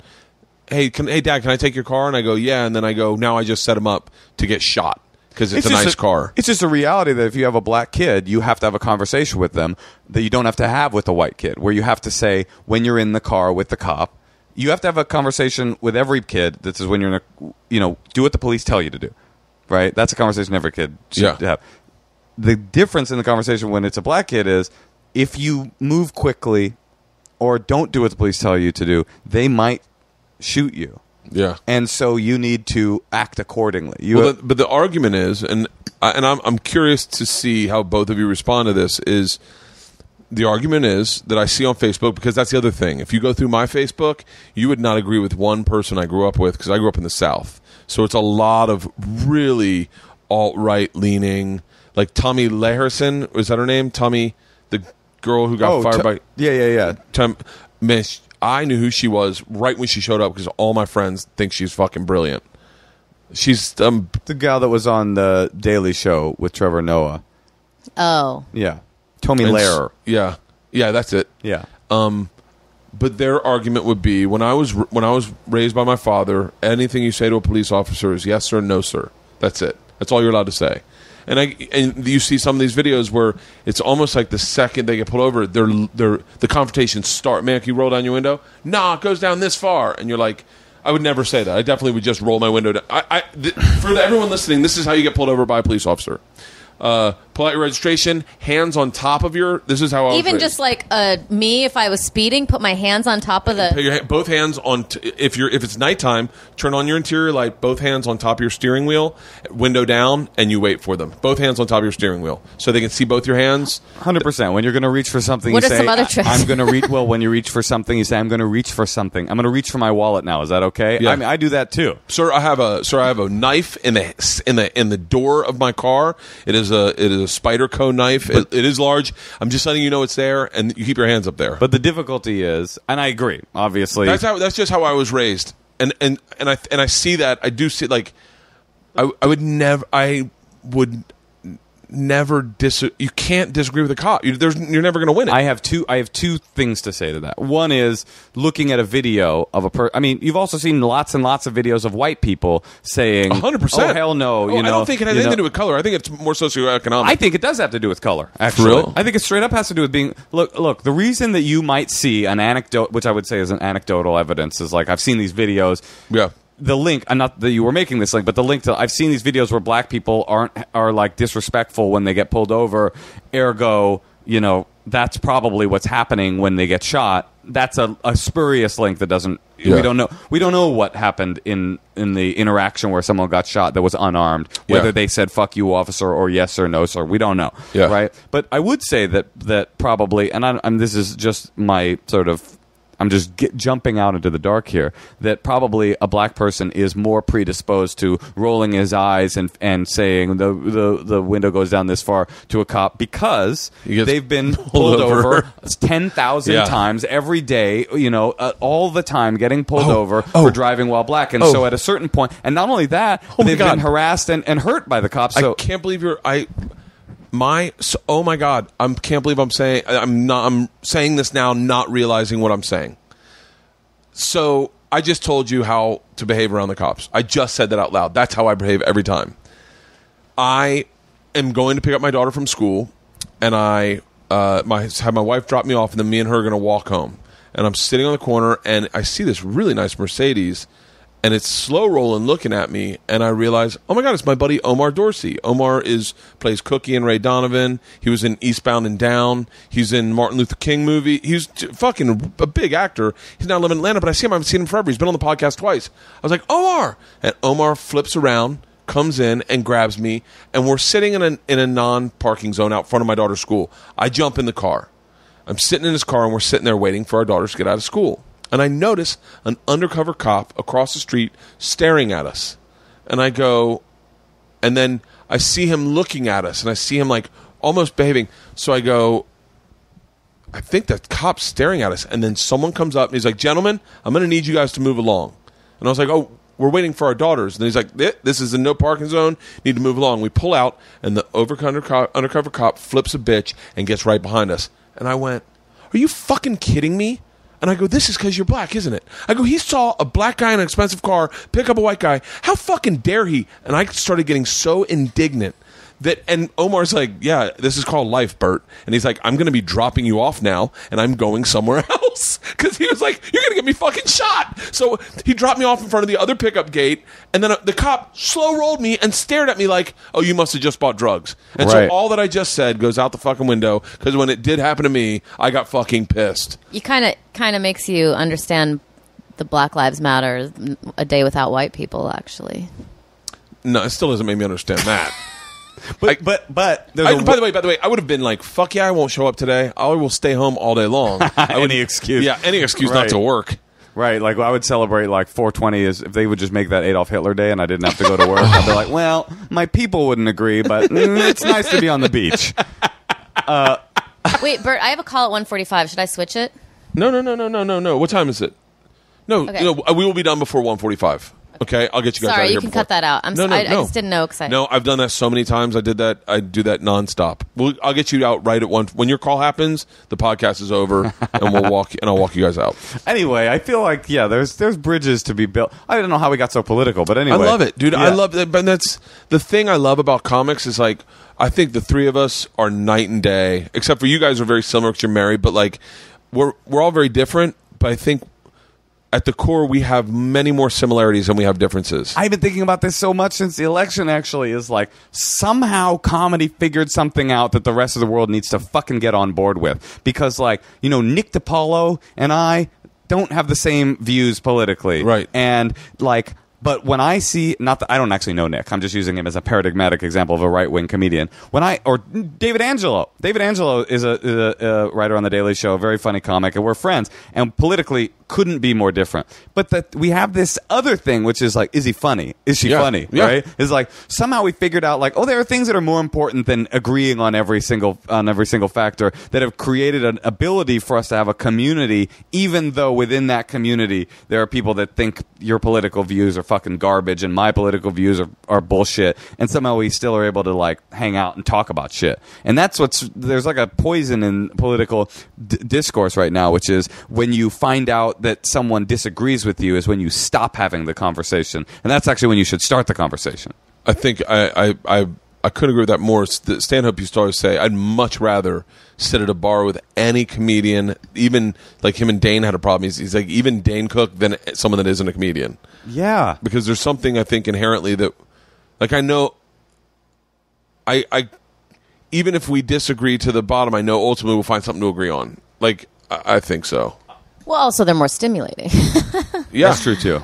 In a way. I mean, there are a lot of stimulating people out there, but I like comedians the best. What you probably didn't like about Bros is the bro go-to joke is to repeat whatever is popular in the movie of that summer. Yeah, I didn't like that. I don't like their taste in music. I don't like how they dress. Wait, what kind of music I don't do you like? Sports. What kind of music do you like? You know. She's like Sublime, Snoop Dogg, Hold on, you Pantera. didn't. When you first heard Sublime, did you like them? To be honest with you, I don't even know who that is. I just know they're terrible. They're good. Oh my Sublime? God. Good. Yeah. Sublime? I guarantee I will hate them. You mentioned you like Wait. to listen to the Smiths and drink wine. I could do that. Oh yeah, but that's because I was. You were just trying to impress me. No, that's because I was picked on in high school, and I realized, fuck you, I refuse to listen to whatever the thing is that you guys like. All my friends introduced me to Susie and the Banshees, Sublime, or the Smiths, Morrissey. What's that theme song from Shrek? That reminds me of what Bros like. Hey now, you're a an rock all-star. star. By the Get your way, game on. it's a He good- likes Oh yeah, it. You Bert's could do body shots. definitely nodding his All head. that glitters is gold. What's that guy? By the way, ran into him in a hotel. The lead singer Who of is it? Is it Third Eye Blind? No. It's Mark McGrath. Who's No, that? no, Is no. that's the area though. Hold on. I will tell you right now, I have purchased every Limp Bizkit album. Limp Oh. Bizkit, by the way, It's pronounced let me Limp just say that Bizkit. they are bad, but they're also good. Their first album, disagree. $3 Bill Y'all, is a great album. It's $2 they're Bill Y'all. fun. They're fun to listen to. By the way, I like System of a Down a lot, but I don't Oh, know if System of a Down does they're not- So, they're- they don't count, right? they don't count. They're They're on a so different fucking thing. good. They're so good. I like a lot of stuff. I like a lot of real man stuff. I'm a huge UFC fan, and Yeah. I have been since I was a little kid. Like I like a lot. Everybody, there are all these differences in culture are complete bullshit. See, we both like hip hop, but I think both of us would agree. I got excited when I heard DJ Khaled got booed off stage. I didn't hear about this. Oh, he got booed off stage at the Electronic Dance Musical Festival What'd in he Vegas. do? He did what he does, and that is, I'm Yell. a product. I'm a product. I'm a product. I got catchphrases. It's anything we've seen the baseline hack comic do, he does, and he doesn't have a body of work to stand behind it. He didn't have an act. He doesn't have an act, and so we watched him He's not just have up an there act. talking about his pussy. Yeah, and all anyone did was go throw his catchphrases back at him online, and they fit in so well. You were like, oh, you call this. We loved someone to say, I'm the best, I have no flaws, and then for you to fail and go, these are all your That's flaws. our president. How did he? But how's he dodging bullets left and fucking right? Well, he's the ultimate dodger bullet because every bullet that is dodged at him is a lie, and everything like fake news in his world means anything that isn't complimentary. But fake news is a real fucking thing. It's a different thing than what he describes it. You know, one thing that the Republicans have done masterfully well. What? Many things, by the Name way. things. What's that? Well, Name naming things. Natasha has a theory about them naming things. What's that? No, just like alt-right and then calling us snowflakes. It's like alt-right sounds cool. By the way, I have Snowflake in my act right now, and it makes me cringe because of the laugh it gets. Uh-huh. My daughter's Yeah, but daughter's it's softball like- practice. They practice without a baseball. They practice without a softball, and the coach said, "I don't want to introduce failure this early into the season. I just want to get them comfortable in their positions." And I was like, "I think that's how you make snowflakes." Okay, it's staying in the act. It's Emotional funny. out. That's funny. But so what? The naming things, you think that's Well, I just think they're good at it, Yeah. right? branding. They've branded Fake news. themselves better. But the one thing that I think they've really done well, and this isn't just the alt-right, this is, I think, the right in general, Republicans in general have done a very good job of taking the accusation and turning it into ammunition. Right? So everything that they are accused of, they have found a way to grab it, flip it, and ride that Like B-O-O-T-Y. violence, right? Oh, my. No, Sorry. But like violence right now. Violence is a perfect example. Everybody was going, oh my God, the Trump rallies, they're violent, they're pushing people. Trump's going to make everyone violent. Everyone violent. And then very quickly they grabbed that narrative and they flipped it and said, oh, there's left-wing violence. And there is, by the way. And It's not that there unfortunately, isn't. one pops up and it gives them ammunition for 3 weeks on, what's that guy's name? Which on is on Fox Sean News? Hannity. No, not Sean Hannity. Tucker Carlson. Tucker Carlson. Like, he just can't stop talking about how the violent ultimate the example left of nut is. picking, right? Tucker Carlson is so I know. fun to watch. I know. Oh, he's He awesome. is so good. He can just railroad anyone. Oh, and he says the most I wish I had that. I wish I had a little bit of Tucker Carlson in my personality, where I could say the hurtful thing to you, and then.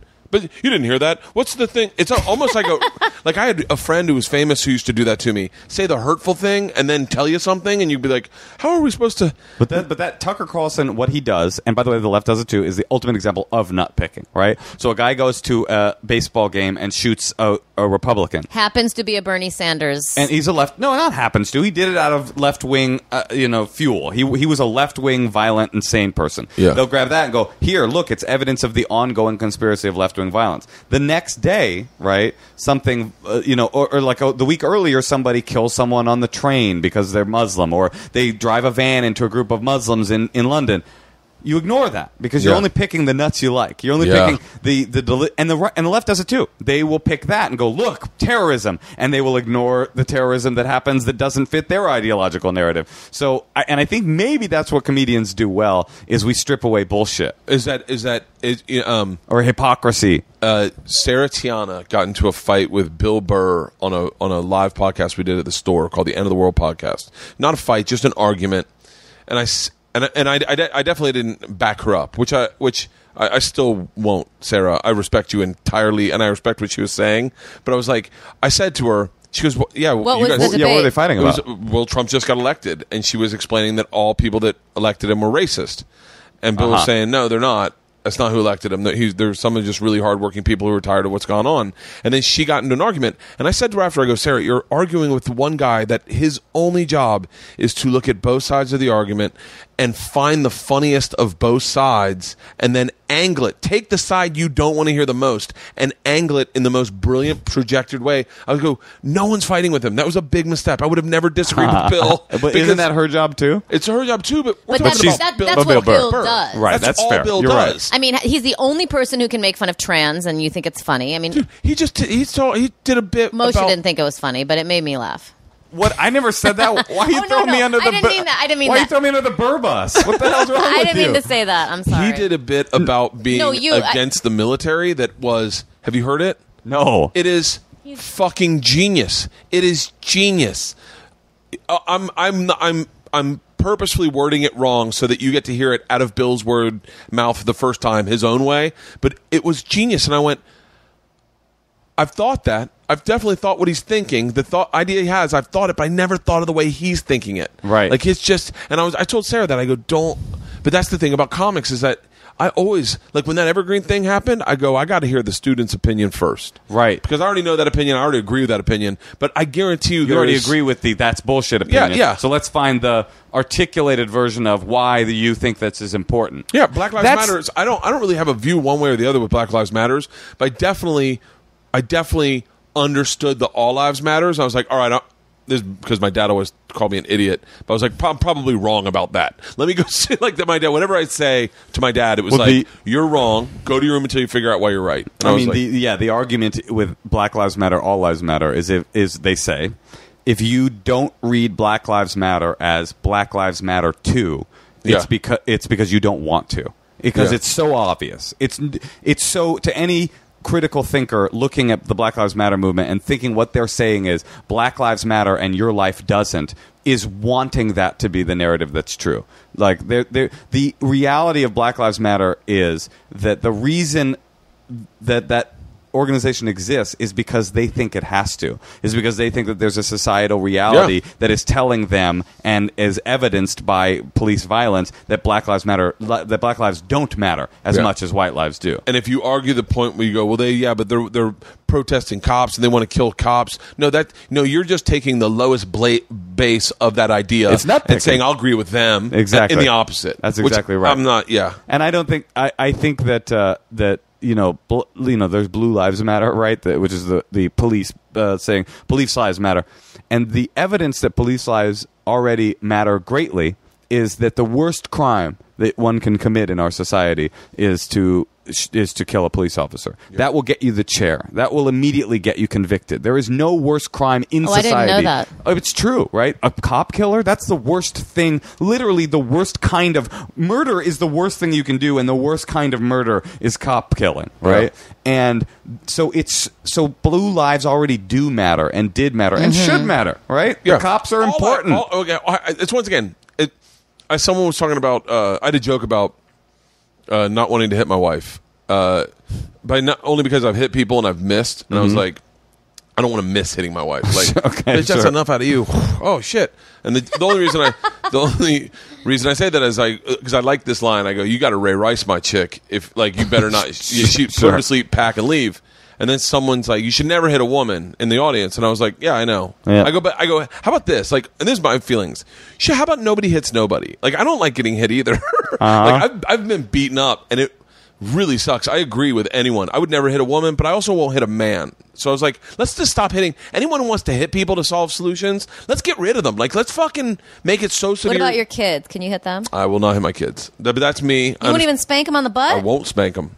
Why? Because I got spanked. I didn't like it. And you just didn't like it, or do you think it fucked you up? It humiliated me, and I was like, I don't like this relationship with me and my dad now that I'm humiliated. And then you got spanked years later by Paul F. Tompkins at the Improv. Fucking, he put you over his neatly tailored knee. Dear Paul F. Tompkins, if you want to come on this podcast, there's an open invite. The caveat is I'd like to have drinks with you again, and that you have to like me. Yeah. Oh, yeah. That's quite a caveat. Caveat is you have to like me. You're the Paul most likable guy. People always go. All right, let me ask you this. Paul's going to do the podcast. What do you wear? Do you put some shoes on? He puts a three-piece suit on. Hello, Paul. Welcome to my soiree, my library.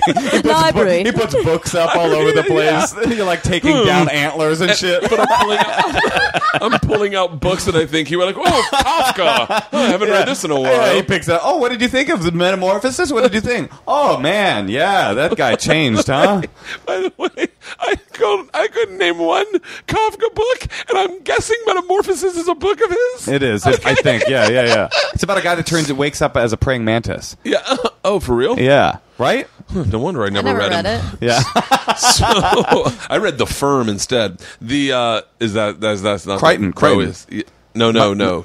Grissom. Right. I read all his shit. Hey, Michael Crichton's one of the best storytellers that's ever lived. Yeah, I would probably I would definitely not wear shoes. You wouldn't put shoes on for him? No. I'm not putting shoes on for you guys, and I like you guys a lot.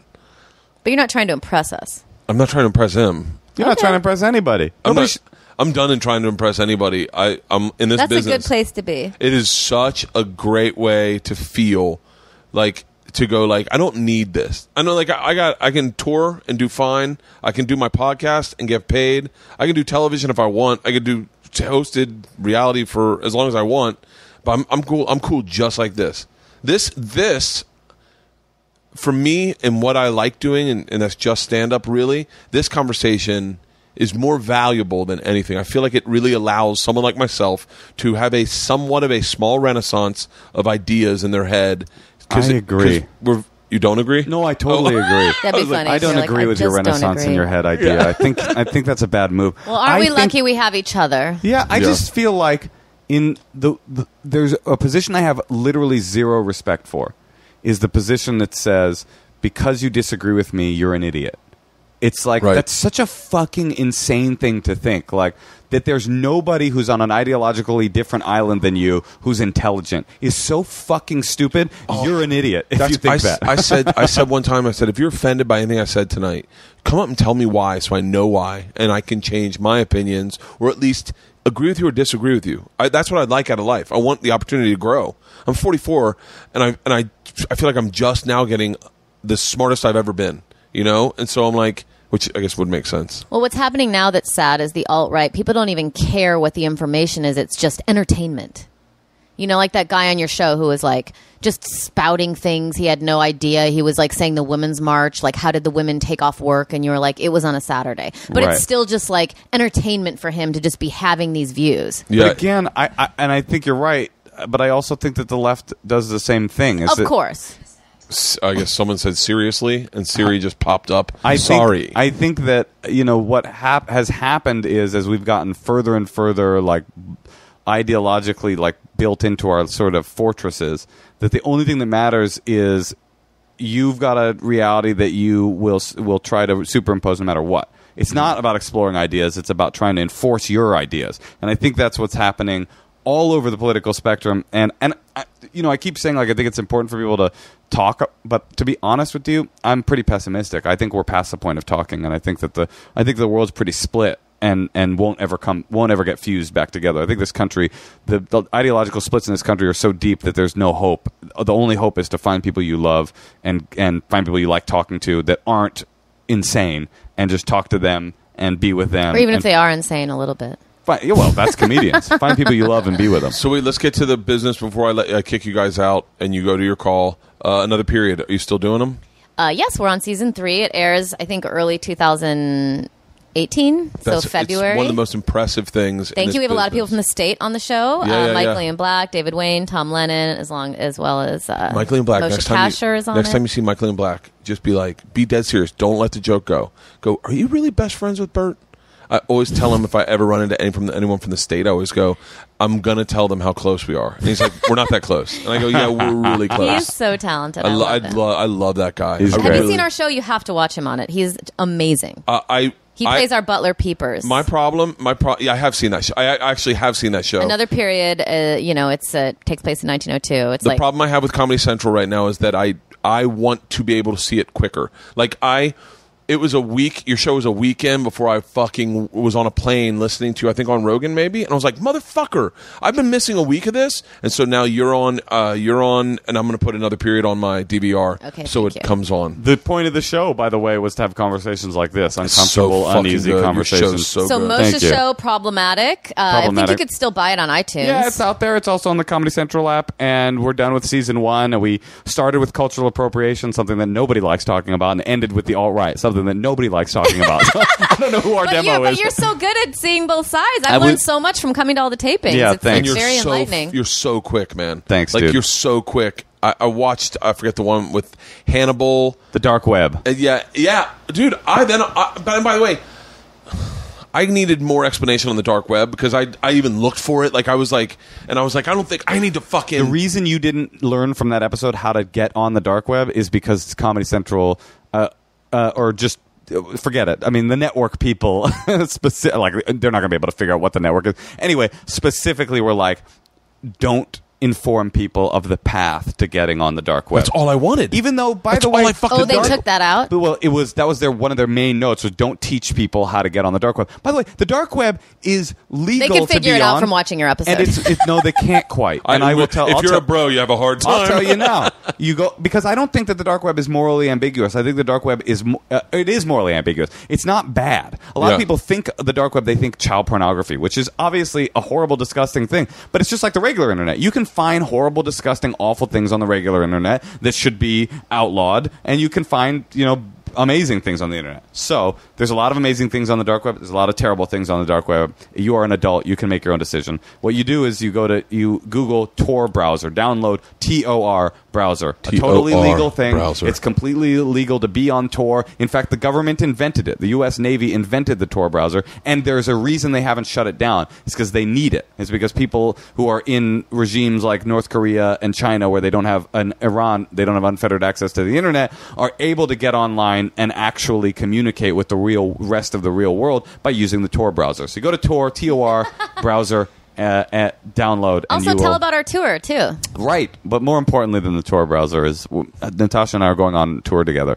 We're doing the Endless Honeymoon When Tour. I was doing research for another period, I learned about this couple who went on a 10-year honeymoon because they were so rich and they came back with 4 kids. So we're trying to do something like that. Right, so we are still continuing our honeymoon, and we're starting going, in New Orleans July 19th, and then we go to and then we go to I Atlanta. think 10 different cities: Yeah, Milwaukee, Atlanta, Philadelphia, Miami. Chicago, Miami. New York, Boston, Montreal.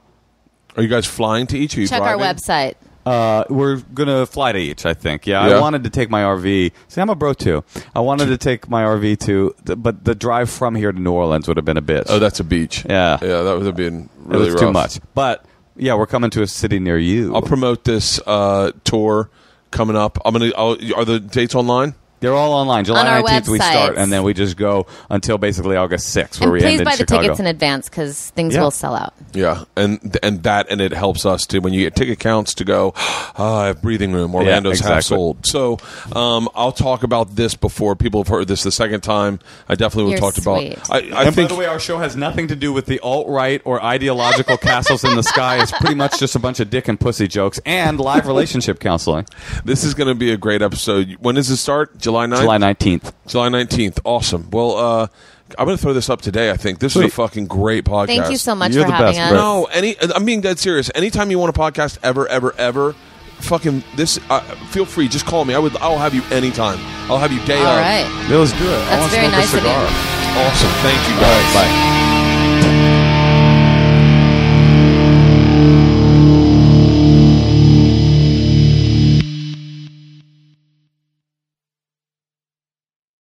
This episode was brought to you by The Machine.